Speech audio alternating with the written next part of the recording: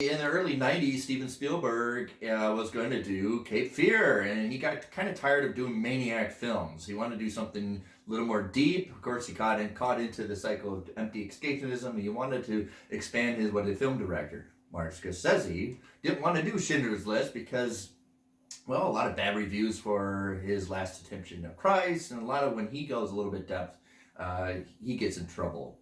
Both talked and decided to switch scripts. Yep. Which I think is the right thing to do. Can you imagine a Spielberg Cape Fear?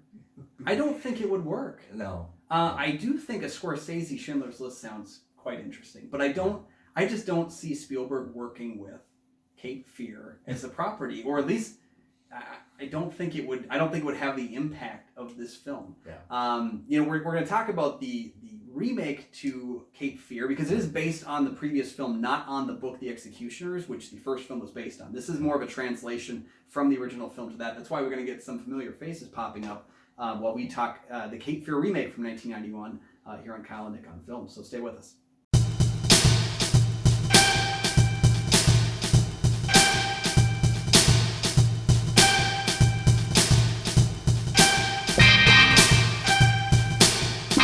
Welcome back to the show. We're talking Cape Fear with Robert Mitchum and Gregory Peck and Martin Balsam. Oh, there's other people. Oh, yeah, right. You're going to bring Marty's going to make a remake. He's going to bring people from the old movie back into the new one. Why couldn't they make this in 1992? It would be mathematically correct, because if the old one is in 62, and then exactly 30 years, and then we could talk about it in 30 years, and, well, it's just... He's not the monster from It. He doesn't get to come back every 30 years, okay? So this is directed by Martin Scorsese, and of course, so we're talking about the intro that Spielberg and him flipped scripts, but it was still Spielberg's production company with Frank Marshall and Kathleen Kennedy producing the movie. Yeah, and I think this is the only one that they worked with. Well, yeah. I mean, Spielberg has had quite a career in producing films, and I think that's where he's at his best. Is he can produce a lot if he puts actual effort into it. Yeah. He's put his name on a few properties, and you can really tell that there's not that Spielberg magic to it. Yeah. This is one where I think he was able to kind of... He had the care to make the movie well, but I think producing this movie is a far better choice for him than directing. Because if you don't know the plot of the film, and if you haven't seen the original or the remake...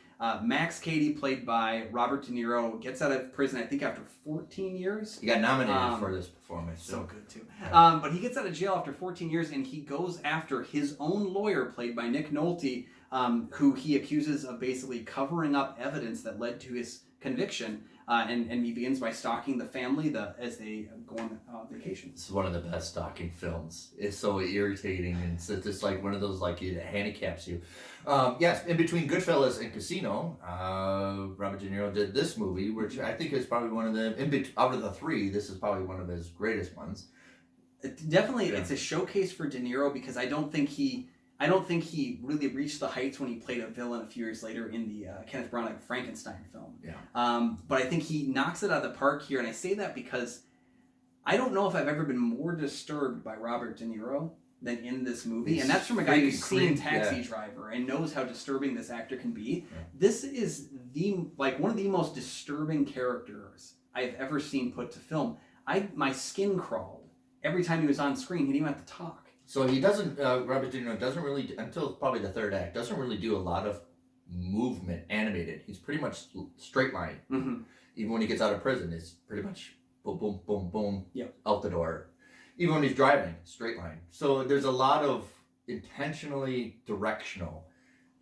Well, in fact, he's planning his hunt. Yeah, and in fact, the first time you see him is his back. So it's like he's starting up, and then we follow him as the camera moves out, and then he comes to the camera. So it's a lot of him playing with the point of view shots that I like with this classic Martin Scorsese, right? One long takes, zoom in, back, and then we go right down. I love that shot. And then in the beginning, you have this whole water. What's water going to do with this movie? Yeah. We'll find out in a minute. But then you have this, what he does a lot with old movies is Juliette Lewis doing the exposition. Mm-hmm.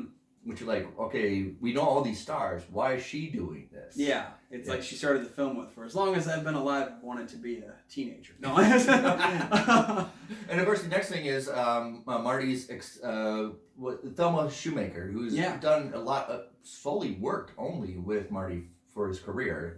The two are synonymous almost. If you're a cinephile and a fan of Scorsese's, you know Thelma. Like, yeah, she's edited all his films, and her classic line is, "Marty's films aren't violent until I edit them." Which you would like. She's won a lot of awards for her editing, but this is one of the best ones because there's a lot of we've talked about in Boys in the Hood. There's no chill. There is no chill in this movie at all. No, I can't think of a single scene in which I felt like joy. You know, like, or even just like even when the family's together, there's something like, this is violent. Even when the families are together. I think I had like a slight smile when I saw Robert Mitchum and when I saw Gregory Peck, and when I finally realized where Martin Balsam was in the film, because I didn't realize he was playing the judge. But but like, those are the only moments for me where I was like, huh, cool. But what's so terrifying about Max Cady is like, just everything in the performance is slightly off kilter for a guy who's so cold and calculating. And like you said, he doesn't really start to break until the film is kind of nearing its conclusion, when his plan starts to change on him, and he's really having trouble kind of keeping up with a more formidable opponent as Nick Nolte becomes. Yeah, in 1991, Nick Nolte was another movie, Prince of Tides. He got nominated for this performance in Prince of Tides with Barbra Streisand. But in this movie, I like that his performance is where we're comfortable seeing Nick Nolte be the macho man. He's breaking down doors and busting people up. But here he's playing a little more reserved, right? He's a little more skittish, which fits perfect, because if Nick Nolte is cringy to Robert De Niro's performance, then you really feel like, all right, because Nick Nolte's been a badass in his movies, and then you see him go like, It's a weird choice. I think they wanted Harrison Ford originally, either Spielberg or Scorsese. I think De Niro actually requested Harrison Ford. They had De Niro call Ford, talk to him, try to convince him to take the part. Ford only really wanted it if he could play Katie, and that would have been a wild one. That would have been a really weird movie, I think, with that one. But Nick Nolte, I think, because he becomes less hinged on reality as the film goes on, he becomes a little bit more of are we willing to become a monster to defend our family from a monster? What's great is that he knocks it out of the park at the beginning, which is what matters for him. We know Nick Nolte can do crazy. We know he can. It's can he do sane? You know, when he's paired up against that, and I think he plays kind of a very strong everyman who's living with some secrets, living with some mistakes, but he's and they're coming back to haunt him, and I think you see that kind of layers of cracking take place really nicely as the film goes on. It's a wonderful case study with acting, because you watch Nick Nolte in Prince of Tides, and then watch him with this movie, and then you can watch 48 Hours, and you can see how he's able to navigate a lot of this. And especially his history of playing crazy on film, where he's a little more grounded in this movie, it still gives this movie unhinged, even though at any moment. That's why I like his performance, because he does restrain himself pretty heavily for most of the movie. Yeah. And you believe it, or at least I believed it. I thought it was pretty strong. Another strong performance in Juliette Lewis, who is also nominated for an Oscar for her performance in this film. Yeah, 1 year. It's because she's such a child. It's that's what makes Katie more disturbing. Is that she's such a child in this movie that you're just again, like skin crawling every time Max Cady is even in the same sequence as her. It's just, God. Right, it's a little more, and I think they did a lot of ad-libbing. I don't think a lot of the lines were written for their first scene together at school.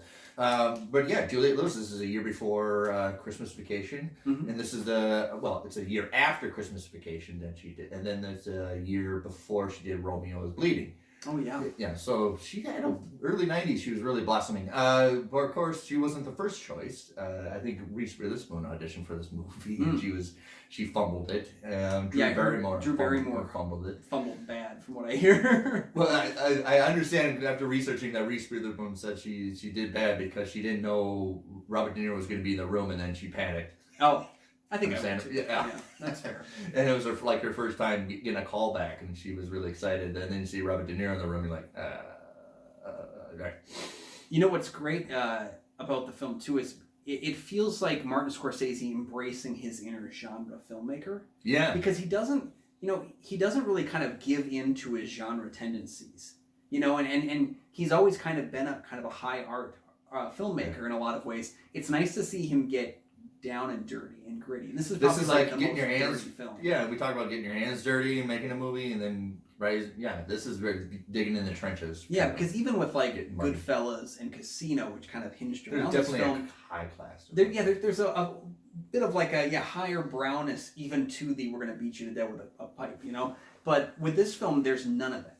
No. It's very out of place for him. And I actually would argue it would be tough to pick as a Scorsese movie if you didn't know. If you remove directors from the entire thing, I think it would be tougher to place as a Scorsese film because it does have some of his hallmarks, but I think it has a lot more of his kind of the opposite of what he does too. I think he's really playing around here, having fun with the camera. He's embracing a lot of the kind of Hitchcockian way about him. I know he was influenced by Hitchcock and he was influenced by the original film and really played into it. I'm glad he brought up all those ingredients because I talk about this is probably one of his getting down dirty. This wasn't going to be for your Academy Award film. This was going to be a down dirty, disgusting kind of film, and I think he knew that, and that's why they wore a lot of white in this movie to kind of get like Currency's like, oh, you're going to get your clothes dirty. Everything. There's a lot of white to play on that this is going to get really bad. This is going to be contaminated pretty soon. So almost when they wear white, you're more like you're going to get contaminated. You're worried about the purity. The oranges from the Godfather. And he does a lot of homages to Alfred Hitchcock. The music is a chopped up pieces and samplings of Bernard Herrmann's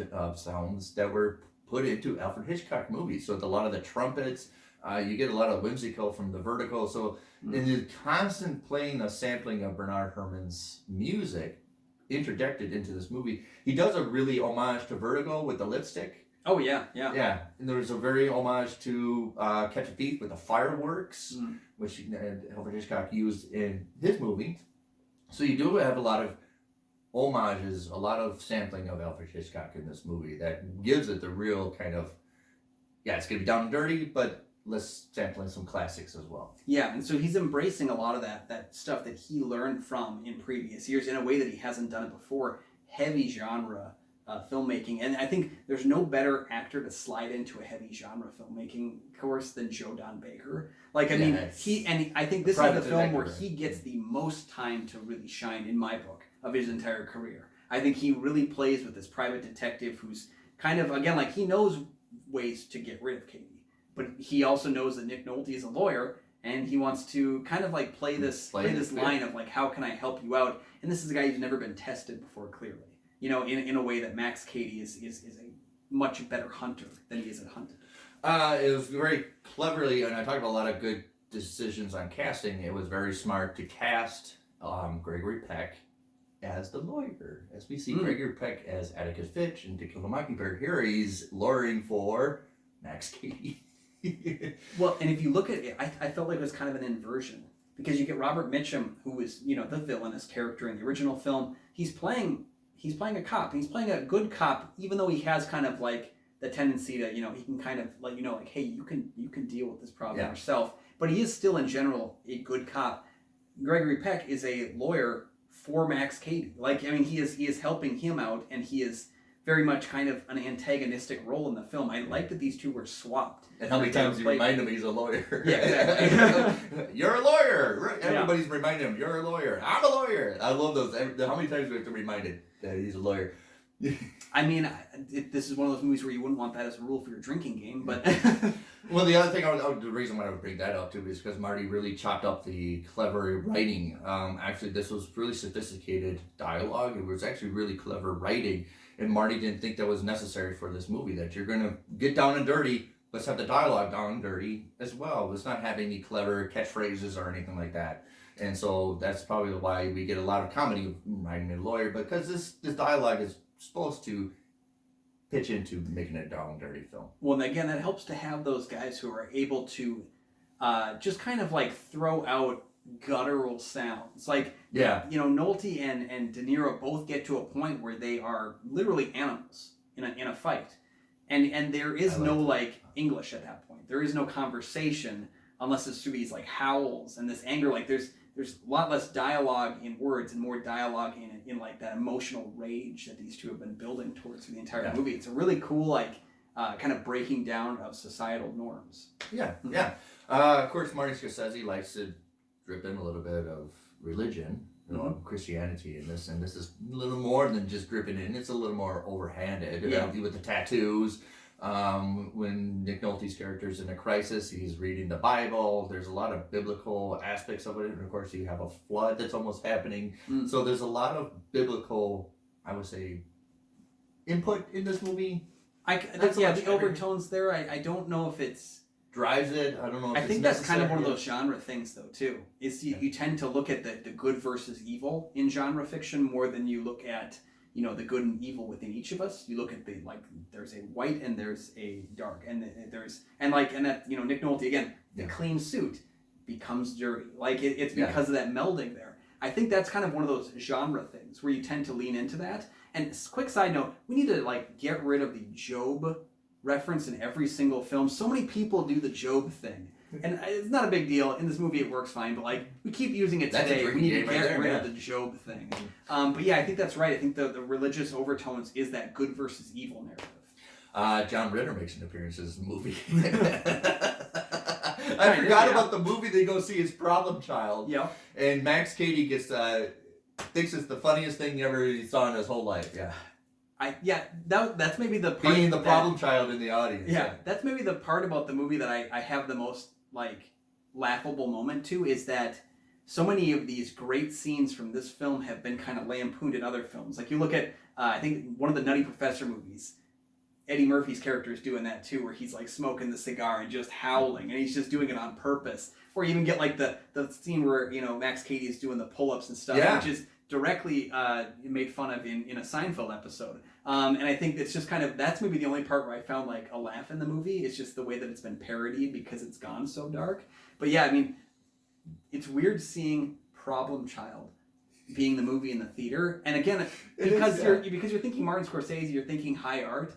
And so the fact that they go and see a movie that's kind of that schlocky, it's kind of funny to notate. In the original 1962, Robert Mitchum plays Max Cady, and he does a lot of his shirt off, and it's very brutish. And I think that's another reason why Robert De Niro has his shirt off. But he wants to gut it up a little bit. It's not clean, so he really wants to scar up his whole body. Mm-hmm. And he was a gym rat for this whole role too.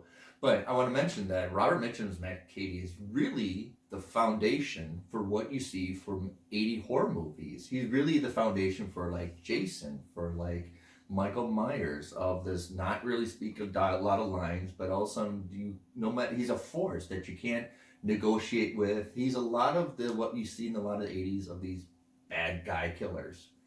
Yeah, it's very much kind of even just in his film Night of the Hunter too. He's kind of got that stoic sense of an animal waiting for the kill, and that's how he is in that film, and it's how he is in Night of the Hunter, and it's kind of something that's defined a lot of Robert Mitchum's his black and white work, I guess you could say.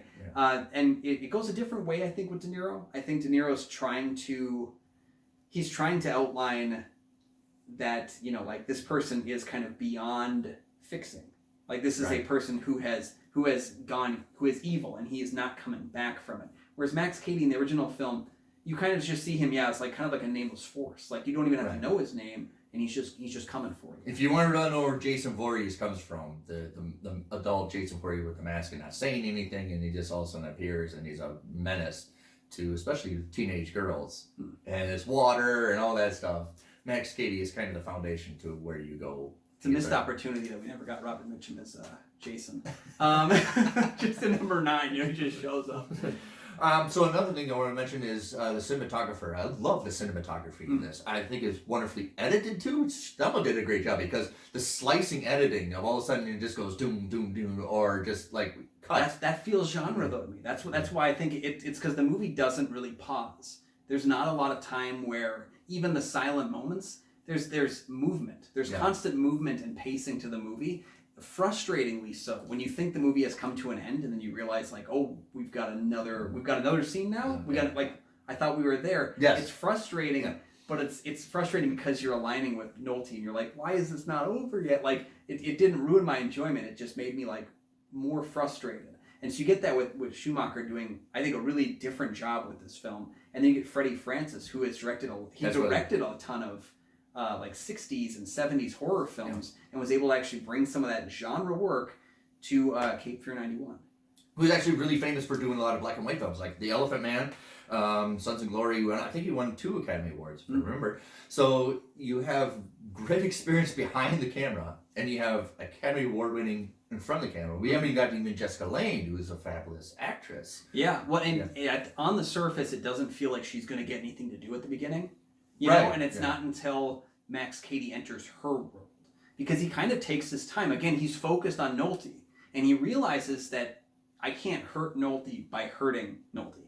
I need to hurt everyone else. Yeah. And I think like that's where, because he kind of changes his tune a little bit, like You'll Know Pain, I think initially is meant as a threat to Nick Nolte's character. Right. And then he kind of changes his tune as You'll Know What It's Like to Feel Pain this way.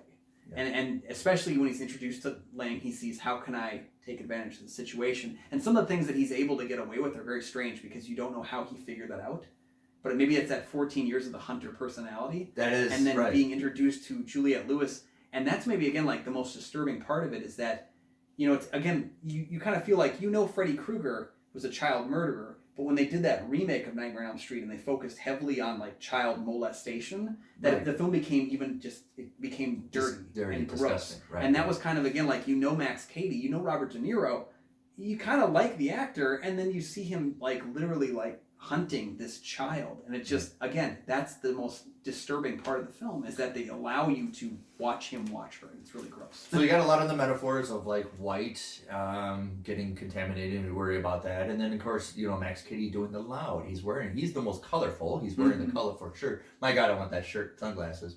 But then, true, yeah. And then he's got he represents a lot of red, which is, you know, the blood that's going to come. Mm-hmm. But then you have this biblical sense of water, which is always, that's going to wash everything clean. It's going to, you know, you really baptize in water and it makes you start all over again, right? Mm-hmm. Everybody talks about, especially in Christianity, water always is a baptism of christening. Yep. So you have a lot of this metaphor played in that doesn't get overhand, it doesn't bombard you with, but you obviously is there. Yeah, we have a moment with the Ark and the Flood. Yeah. Yeah, I think, and what's interesting is we know from the onset this kind of perversion of water just from the credits. Yeah. And it's not where it's calm. That's calm. It's not clean. It's calm, but it's not clean. It's bubbling, and there's like this dirtiness to it, and we're waiting for that to happen. That's kind of the funny thing about calling the movie Cape Fear, because again, it's a remake of a film from the 60s, which is based on a book that's not called Cape Fear.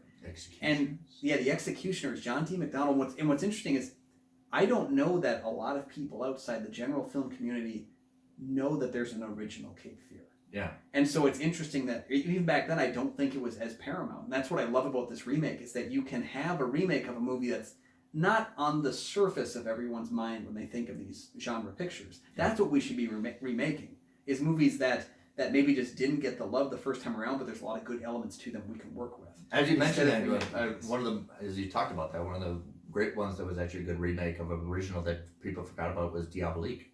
Yeah. Yeah, so that's a remake. And like, those are the movies worth remaking, are the ones where they've just been passed over, and younger people aren't going to go to them unless they enjoy this and then hear about it. Yeah. You know? So, strong recommendation. I think if we did this in 1991, it would have been a top 10 film for me.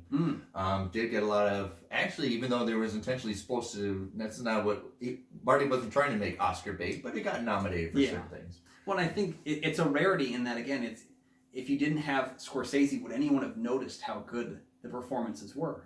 Yeah. You know? Because his name is attached to it, and because he's gone on this kind of journey over his, like, the 15 years of his career that he's been making those, like, really top-tier level films, maybe people wouldn't have noticed or cared about the great performances in Cape Fear, because, like I said, it's a genre movie. We still have trouble with genre films getting nominated for Oscars. Right. It's even tougher to see them win. Yeah, 91 was the breakout of a horror film getting Best Picture. Yeah, and it's we've just been waiting and waiting, like, for these genre films to get the recognition they deserve. I think when Get Out won a few years back, it was kind of like, Get Out won for best writing? Like, you're giving it to a horror movie? Yeah. And I think that's kind of, we have things like Cape Fear to thank just as much as we have Silence of the Lambs. Yes. So, have you seen Cape Fear? My gosh, what do you think of it? Yeah, you can find the film online, actually. I know Peacock has it streaming on their free service, or if you have the paid one, you can get it there commercial free. Or just knock on Marty's door now. Yeah, I'm sure he's got a couple copies, yeah. Don't take our recommendation. But we want to know your thoughts. Have you seen the original as well? Do you prefer one over the other? I have a lot of trouble picking which one of these I prefer the remake, but I understand there's some good qualities. I mean, you have to appreciate where it came from. Yeah, they each excel in different ways. Right. And that's kind of what I like about it, is, again, when you have a good director like Marty who's able to take it and make it into something wholly his own, even if it kind of stretches every boundary he's worked with. So we want to know, I guess, do you just flat out hate the movie? Do you love it? There's a lot about this movie I could see not working for certain people because it is very disgusting at times and very disturbing. Cringy. And I think that may not work for you. It worked for me. I thought it was very entertaining. Would it have been in your top 10 in 91? Oh man, I think probably. Yeah. You know, I'm like thinking about the films we've talked about so far and the films we're going to talk about, and like, I mean, it'd be, you know, it's, I don't know if it's at the top, but I think definitely top 10 worth discussing because it stays with you. This is a movie that you can't wash off after seeing it. I remember when it came out in the summer, like around 91, there was a big accolades. A lot of people were talking about De Niro and Nolte in this and how it played out. Yeah, and I think it just stays with you. I watched it several days ago. Like and the I'm tattoo not on done next with it yet. day. Yeah. But we want to know, once you let us know about your thoughts on the film down below, go ahead and give us a like too. We know you like us. Hey, we like you. We'd give you a like if we could do it on this end of the screen. Heck yeah, let us know, man. And then don't forget too, you can subscribe to this channel and you can get our content like hand delivered to you every time it drops, so that we're not going around looking on the YouTubes for it. It's a big video space, and we can just bring the content to you a lot easier. Yeah. Go ahead and stalk us like next week. There you go. But wait, did you tell them my address? And another way that you can find us is the web address, patreon.com/KyleNickOnFilm. We got the link down in the description below. You can help pick some of the themes and the films we're talking about. Yeah. Season 3 has been my favorite of our show so far because we've just kind of stretched the boundaries of where we're going to go, and it's weird and it's wild and it's fun. And best way to add into new perspectives is to hear from you guys on what you want to hear from us more. So check out the Patreon down below. And you can check out my film reviews on GoFilmReviews.com. I'm Nick from the St. Paul Filmcast.